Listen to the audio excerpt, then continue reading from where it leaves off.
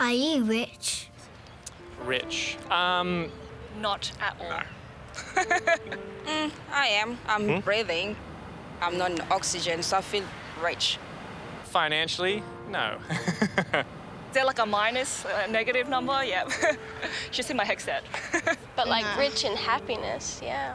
No, really, but I think good enough. We're doing all right, and there's a lot of people that I know that would be doing a lot worse. You know, not as good, we're not as well off as some, better off than others. But I think as far as riches in thinking about retirement and everything like that, definitely not. Are you scared of running out of money?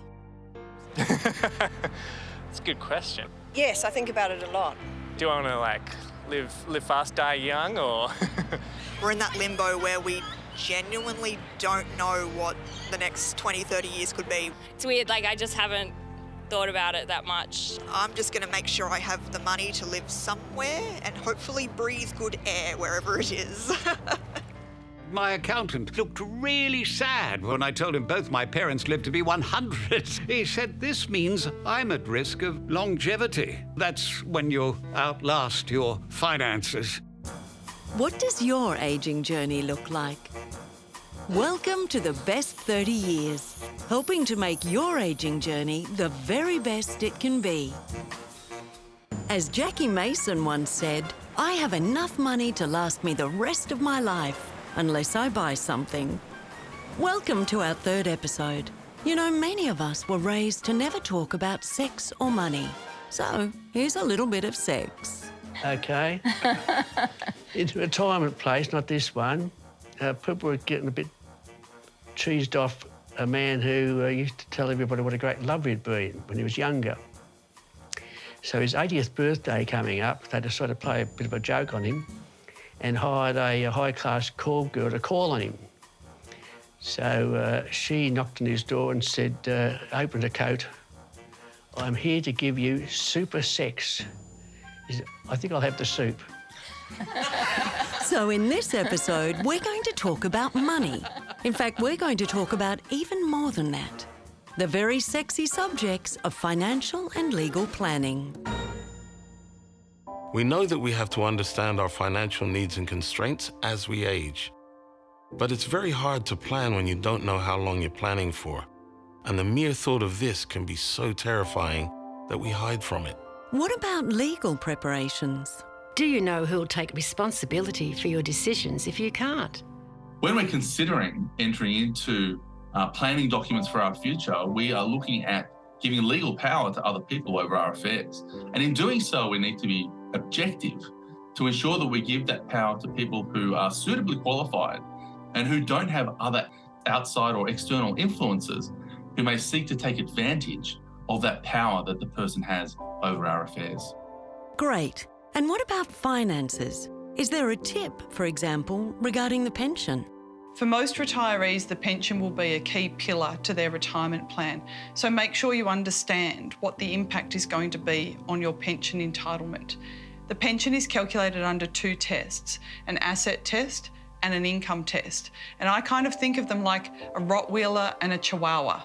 You know, the asset test doesn't bite you first, but it typically bites you harder.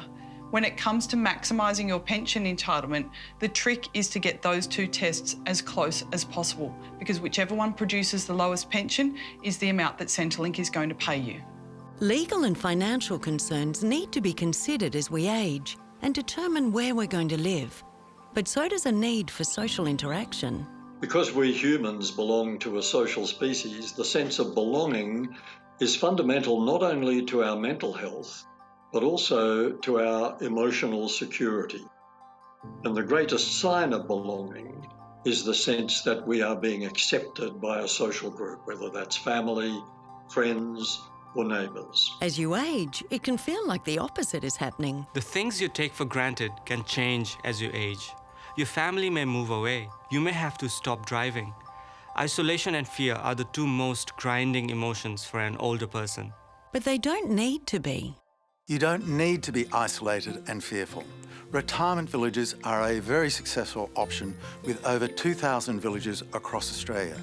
Research shows that for around 30% of new residents, their mental and physical health improves when they move to a village. I was concerned of coming to a village. I didn't like the word retirement. So I fought that for a short time, but after we did move here, absolutely love it. Yeah, I think that's what I enjoy here, interacting with other people with similar tastes. Not always the same political persuasions, but we steer around them. The good news is that we are all going to live longer. The average age of death in Australia is 81 for men and 85 for women. But this is the average, with half living way past 81 and 85. 30 or more years in retirement is increasingly common. What will our health be like? How will we look after ourselves, especially if we have lost a partner? Can we rely on family? Planning ahead and thinking, and then taking action will pay big dividends in our future quality of life. I think the biggest mistake most people make is that they don't plan. So it's that old adage of failing to plan is planning to fail. And you really need to get on top of that. You really need to look at what are the opportunities. A lot of people have most of their wealth tied up in their home. So if you're going to downsize, typically you're going to downsize from a bigger house to a smaller house, but you're also going to downsize from a more expensive house to a cheaper home. In that financial downsize, you need to work out what the smartest thing to do is with any money that's left over, how to invest that for as long as you're going to need the money invested, but also how to invest that to work hard enough to generate the income that you need. Retirement villages deliver peace of mind that you have taken action to set yourself up for the rest of your life, which partly explains why most villages have waiting lists for people to join. So it is best to start planning ahead of events. For more information regarding the specialists, accommodation or subjects featured in this episode, please go to thebest30years.com.au.